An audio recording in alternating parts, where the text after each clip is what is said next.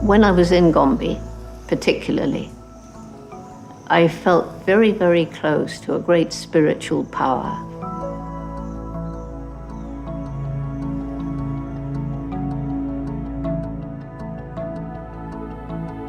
If we think of the Bible, it would be in which we live and move and have our being.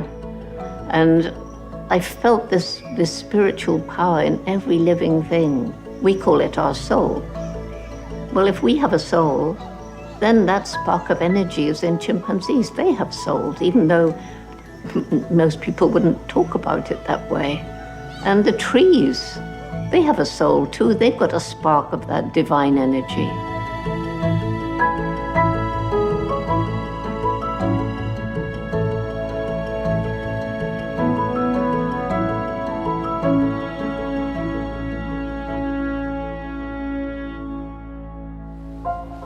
It was in Gombe that I began to really think about the spiritual nature of life on this planet.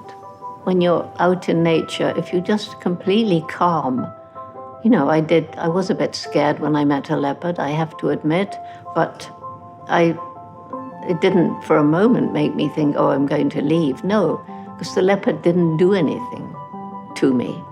I just felt nothing would happen to me because I was meant to be there. And I felt this about other times in my life. The most important part of being in the rainforest is the understanding of the interconnection, how every little species has a role to play. And I like to think of this tapestry of life in the forest. I think, okay, this little species disappears, a thread is removed from the tapestry, and then this species goes and another thread is removed.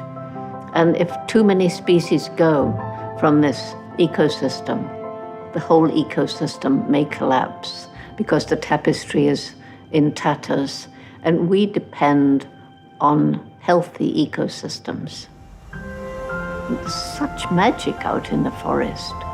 And it just is a feeling of spirituality that this, you know, it's something so powerful and so much beyond what even the most scientific, brilliant brain could have created.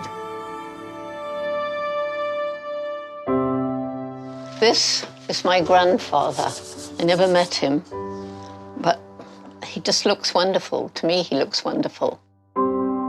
I think it's very difficult to determine the different parts of who you are, where it came from. It's a mixture of genes and environment and experience, I think. So I was brought up in a very, very caring family. I had an amazing mother, supportive mother. And when I was very tiny, I loved animals.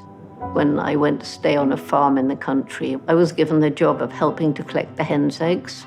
Apparently, I began asking everyone, but where's the hole? Where does the egg come out of the hen? Because I couldn't see a hole like that.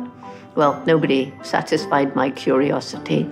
So I went into an empty hen house and waited. I waited at least 4 hours. I can still see the hen laying that egg.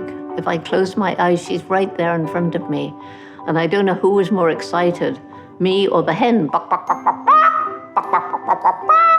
And so, it's the making of a little scientist, curiosity, asking questions, not getting the right answer, deciding to find out for yourself, making a mistake, not giving up and learning patience. It was all there in that little 4.5-year-old child. And a different kind of mother might have crushed that scientific curiosity. I might not have done what I've done.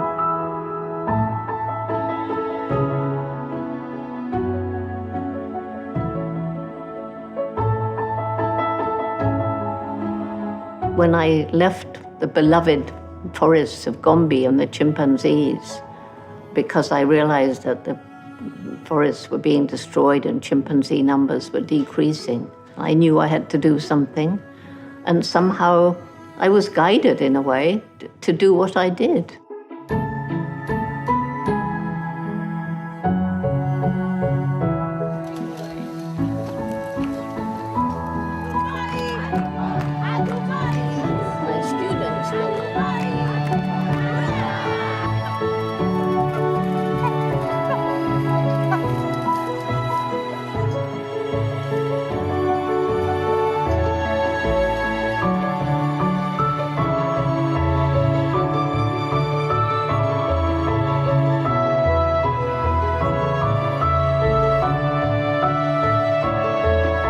it's very important that young people learn that you can't just care for the environment. You need to care for people too, because you can't separate them.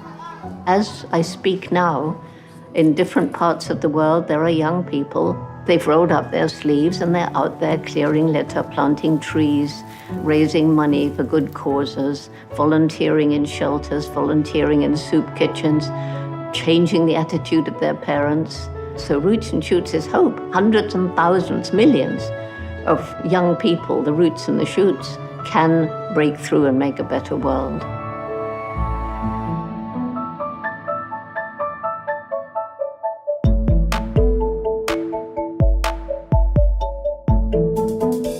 And here is my studio, from where I reach out to the world. Well, for me, I have never been as busy in my whole life. You know, when I first was grounded, as I call it, I happened, luckily, to be at home in Bournemouth. And I was really frustrated. I was angry because, you know, I was used to traveling 300 days a year around the world. And then I thought, well, there's no point being angry. I'm here, so we have to make the best of it. Since then, every single day, it's been Zooms and Skypes and podcasts and webinars and all these other things.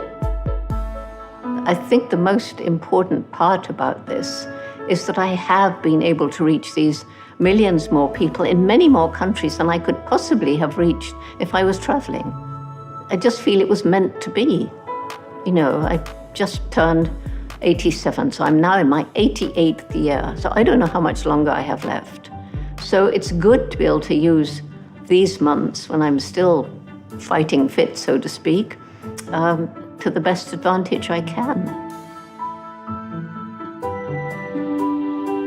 I'm not sure how my feeling of spirituality has guided my work, but it's really more a feeling of, this is what I'm meant to be doing. This is what I'm here for.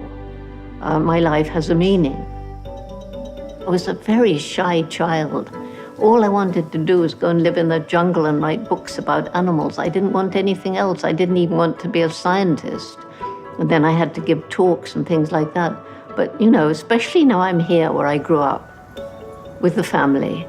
I mean, I'm still the same Jane I was. And I don't understand what's happened to, why do people listen? Why do thousands of people come to lectures? I don't know. The world is so full of magic and surprises.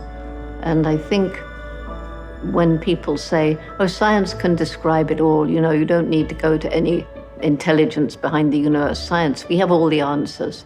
And after all, it's been proven that the universe began with the Big Bang. Well, yeah, I'm sure it did.